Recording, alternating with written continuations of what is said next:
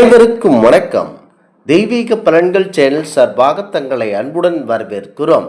இன்று நம் காணொலியில் காண விரும்புவது சுடுகாட்டு தெய்வம் அருள்மிகு ஸ்ரீ பெரியாண்டிச்சி அம்மன் சிறப்புகளை பற்றி இந்த காணொலியில் பார்க்கலாம். வாருங்கள் காணொலிக்கு செல்லலாம். மறக்காமல் ஒரு சப்ஸ்கிரைப் செய்யவும். சுடுகாட்டு தெய்வம் பெரியாண்டிச்சி அம்மன் மயானத்தில் விற்றிருப்பார். அங்கு இருக்கும் பிணங்களையே அவர் உணவாக எடுத்துக் கொள்வார் என்பது ஐதீகமாக இருக்கிறது. பெரியாண்டிச்சி அல்லது பெரியாச்சி அம்மன் எனும் தேவதை காளியின் அவதாரமாகும். முன்னொரு காலத்தில் பிராமணர்கள் அல்லாதோர் வணங்கி துதித்த தெய்வம் அவர்கள். ஆனால் காலப்போக்கில் அவளை பிராமணர்களும் துதிக்க துவங்கி உள்ளத்தில் காரணம் அவள் காளி தேவதையின் அவதாரம் என்பதே. ஆனால் இன்றும் கிராமப்புறங்களில் கிராம தேவதையாக ஏற்கப்பட்டுள்ள அங்குள்ள ஆலயங்களில் பெரியாண்டிச்சி அம்மன் என்ற பெயரில் அருள் புரிந்து கொண்டு இருந்தாலும் சிங்கப்பூர், மலேசியா மற்றும் ஸ்ரீலங்கா போன்ற நாடுகளில் பெரிய நகர பகுதிகளிலும் அவளது ஆலயங்கள் அமைக்கப்பட்டு உள்ளன. அங்கு முக்கியமாக பெரியாண்டிச்சி அம்மன் தெய்வமாக ஏற்று பூஜிக்கிறார்கள். வெளிநாடுகள் குடியேறிய தென்னிந்திய பகுதி மக்கள், குறிப்பாக தமிழ்நாட்டு மக்கள் பெரியாண்டிச்சி அம்மனின் மூலம் நன்மைகள் பெற்றுள்ளது என்கிறார்கள். அவளை அம்மனே என்று நினைக்கிறார்கள். பெரியாண்டிச்சி அம்மன் முக்கியமாக கர்ப்பவதிகளுக்கு பாதுகாவலராக இருக்கிறார். கர்ப்பமுற்றவர்களுக்கு சுகப்பிரசவம் அடையவும் வயிற்றில் வரும் குழந்தைகளுக்கு நலமாக பிரசவம் ஆகவும் அவளுடைய அருள் தேவை என கருதப்படுவதனால் அவளை வணங்கி வேண்டுதல்களை செய்கிறார்கள். அவளை ஒரு வயதான மூதாட்டியாக ஒரு ஆட்சியைப் போலவே கருதுகிறார்கள். நம்முடைய முன்னோர்கள் என நினைத்து கொண்டு அம்மனை வழிபடுபவர்களுக்கு அனைத்து விதமான நல்ல ஒரு நேர்த்தி கடன்களையும் செலுத்தி அம்மனை வழிபடுகிறார்கள். முன்காலங்களில் கிராமப்புறங்களில் பிரசவம் பார்வதற்கென்றே வயதான நல்ல திறமையான மூதாட்டிகள் இருந்தார்கள். அவர்கள் கர்ப்பம் அடைந்தவர்கள் எப்போதும் பிரசவிப்பார்கள் என்பதை கணித்து குழந்தை நல்ல முறையில் பிறக்க கர்ப்பிணி பெண்களின் வயிற்றில் எண்ணெய் தடவி உருவிவிட்டு சுகப்பிரசவம் அடைய தேவையானவற்றை செய்து வந்தார்கள். அது மட்டுமல்ல, வீடுகளில் வயதான மூதாட்டின் அறிகுறிகள் முக்கியம் என்பதனால் அவர்கள் அன்புடன் ஆச்சிமார்கள் என்றும் அழைத்து வந்தார்கள். ஆச்சிமார்கள் கர்ப்பிணி எந்த முறையில் பாதுகாக்கப்பட வேண்டும் என்பவற்றை முறையாக தெரிந்து வைத்து கொண்டிருந்ததினால் அவர்களுக்கு மரியாதையான பொருள்களில் ஆச்சிமார்கள் என்று அழைப்பார்கள். அவர்களை கர்ப்பமுற்ற பெண்கள் வீட்டில் உள்ளவர் தம் வீட்டிற்கு அழைத்து வந்து அவர்களது உதவியை பெற்று கொள்வார்கள்.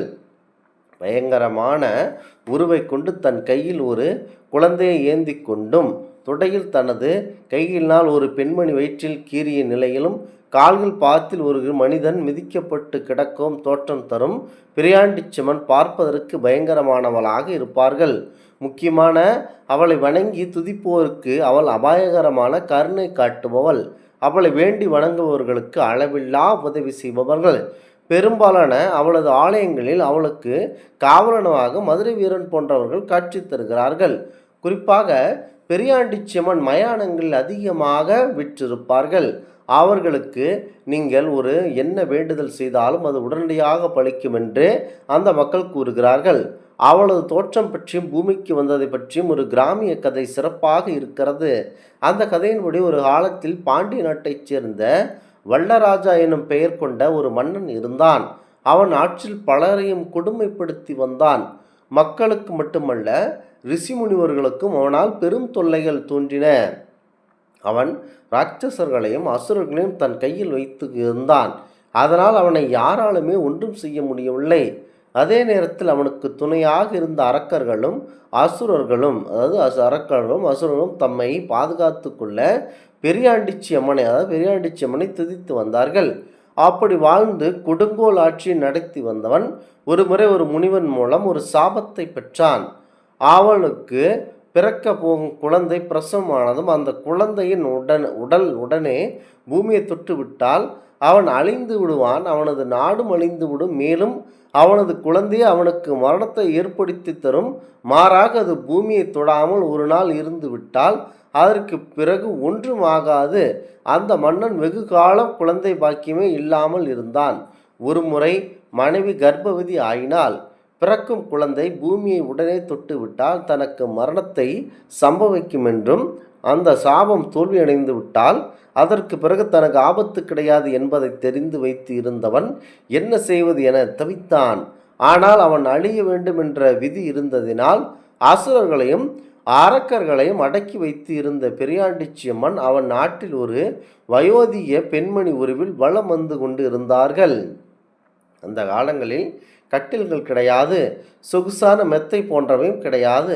பிரசவம் என்றால் பிரசவ தீட்டு படாமல் இருக்க பிரசவ வேலை வந்ததும் வீடுகளின் மூலைகளில் அவர்களை தனியாக இருக்கச் சொல்லுவார்கள்.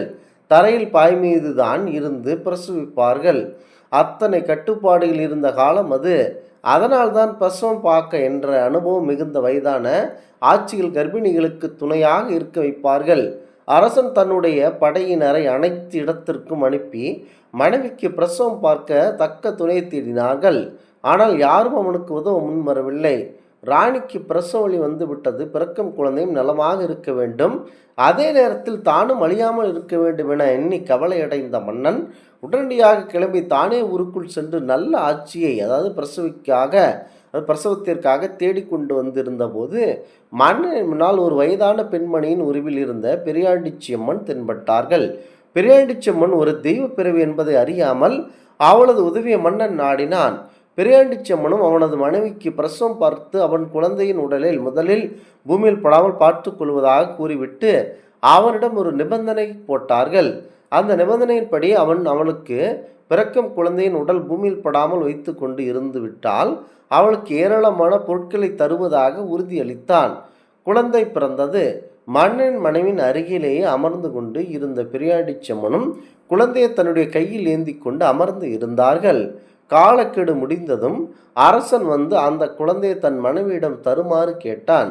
ஆனால் பெரியாண்டிச்சியம்மனோ குழந்தையை தன் கையிலேயே வைத்து கொண்டு முதல் தனக்கு தர வேண்டிய பொருட்களை கொண்டு வருமாறு கூறினாள். ஆணவம் பிடித்த மன்னனோ ஒரு வயதான பெண்மணியினால் தன்னை என்ன செய்ய முடியும் என இருமாப்பு கொண்டு அவளுக்கு கூறியபடி ஒன்றும் தர முடியாது எனவும், குழந்தையை கொடுக்காவிடில் உன்னை கொன்று விடுவேன் எனவும் கோபமாக கூறி வண்ணம் உருவிய வாளுடன் பெரியாண்டிச்சியம்மன் அருகில் சென்றான். அவ்வளவுதான். ஆத்திரமடைந்த பெரியாண்டிச்சியம்மன் 4 கைகளுடன் கோரமான உருவை கொண்டு பயங்கரமான கண்களுடன் தன் சுய உருவை காட்டியபடி அங்கு அமர்ந்தார்கள். ஒரு கையில் குழந்தையை உயர்த்தி பிடித்தால், இன்னொரு கையினால் மன்னனின் மனைவியை தூக்கி தன் தொடை மீது வைத்து கொண்டு அவள் வயிற்றை கிழித்து அவள் உடலில் உள் பாகங்களை கடித்து தின்றார்கள். அதற்கிடையில் தன் அருகில் உருவிய வாளுடன் வந்த மன்னன் தன் காடலில் தள்ளி அழுத்தி கொன்றாள். அவன் படையினரை அவளது அடிமைகளாக அசுரர்களை துரத்தி கொண்டார்கள். இப்படி கொடுங்கோல் மன்னனின் கதையை அவள் வம்சத்தோடு முடித்ததும் ஆக்ரோஷமாக நின்ற அவளை கைகூப்பி வணங்கி நின்ற மக்கள் அவள் கோபத்தை தணித்து கொண்டு தம்மை காப்பாற்றி அருளுமாறு வேண்டிக்கொள்ள அவளும் கோபம் தணிந்து கொண்டு பற்றிய உண்மையை கூறினார்கள். தானே காளியின் அவதாரம் எனவும் இனி தன்னை துடித்து வணங்கி வந்தால் தன் குடிகொள்ளும் ஊரை காப்பேன் எனவும் அவரவர் வீடுகளில் உள்ள கர்ப்பிணிகளுக்கு சுகப்பிரசவம் ஆகும், அவர்களுக்கு பிறக்கும் குழந்தையில் நன்கு வளரும், நான் உதவுவேன் என்றும் அவர்களுடைய குழந்தைகளுக்கு தானே பாதுகாவலராக இருப்பேன் எனவும் நம் பெரியாண்டிச்சியம்மன் உறுதி தந்தார்கள். இப்படியாக தன்னை அடையாளம் காட்டி கொண்டவள் பல கிராமங்களில் கிராம தேவதையாகவும் நகரங்களில் நகர் மக்கள் வணங்கும் பேச்சியம்மன் அல்லது பெரியாச்சியம்மனாகவும் விளங்குகிறார்கள். அவள் ஆடி மாதத்தில் மற்றும் மாசி மாதத்தில் பெருவளமாகவும் ஆதரிக்கப்படுகிறார்கள். கர்ப்பிணிகளை அவள் ஆலயத்தில் அழைத்து சென்று அவள் ஆசியில் வேண்டுகிறார்கள்.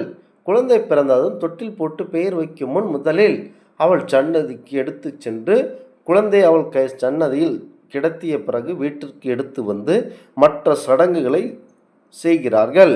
பெண் குழந்தைகளுக்கு காது குத்துதல் மற்றும் முட்டை போடுதல் போன்ற சடங்குகளையும் அவள் வேண்டிக் கொண்டு அவள் ஆலயத்தில் செய்கிறார்கள். அவள் சிலரை மாரியம்மன் அவதாரமாகவும் பார்க்கிறார்கள்.